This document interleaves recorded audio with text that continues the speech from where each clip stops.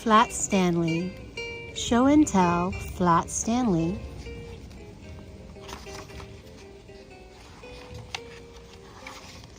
By Houran. Stanley Lambchop lived with his mother, his father, and his little brother, Arthur. Stanley was 4 feet tall, about a foot wide, and half an inch thick. He had been flat ever since a bulletin board fell on him. Stanley's family was used to him being flat. They didn't think much about it, except when Mrs. Lambchop needed to clean behind the fridge. Or when Mr. Lambchop forgot his house key, which happened quite a bit. That means he often forget about his house key and he leaves it inside.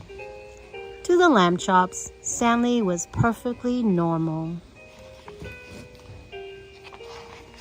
That's why Stanley was surprised when Arthur asked, "Can I take you to show and tell?"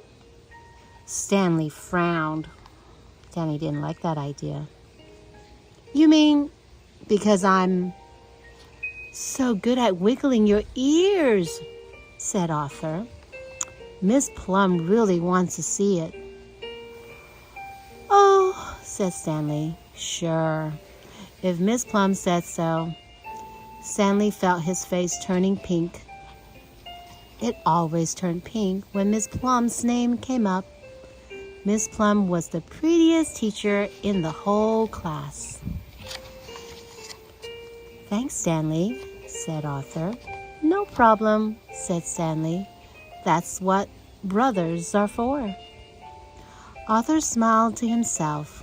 He knew the real reason Stanley was going to show and tell, but he didn't say the word. At school, Arthur's classmates took turns showing and telling. Sophie showed her mouse, Squeakers. "He just loves cheese," she said. Manny held up his grandpa's false teeth. "My grandpa loves cheese too." Arthur introduced Stanley, who wiggled his ears like crazy. "My goodness," said Miss Plum.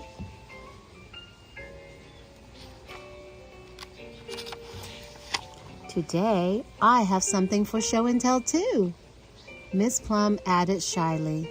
She held out her left hand. A big ring sparkled on her finger. "I'm getting married," said Miss Plum. Stanley felt his heart sink. It means that he's kind of feeling sad that she's getting married because he has a little crush on her. "Miss Plum married?" The other kids jumped up and crowded around to look at Miss Plum's ring. He's probably thinking, will she have time to teach us? He's just feeling sad that she's getting married because she's thinking maybe she's not going to be a teacher anymore. So that's the kind of feeling he has. "Let me see," said Sophie. She bumped into Manny. Squeakers slipped out of her hands. "Ouch," said Manny. "Watch it." He dropped his grandpa's teeth. The false teeth bounced twice, then clamped onto Squeaker's tail. "Week!" squeaked Squeakers. He took off running. "Oh dear," cried Miss Plum. She reached out to grab Squeakers, but her new ring flew off her finger.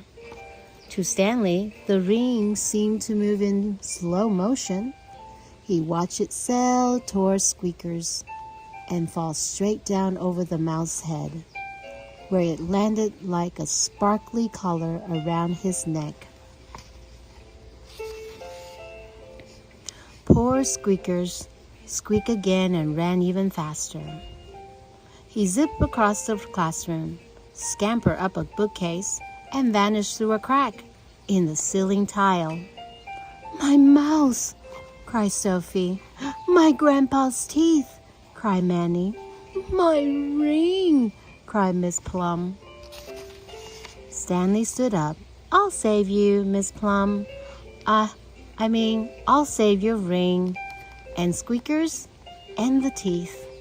Stanley raced to the spot where Squeakers had vanished.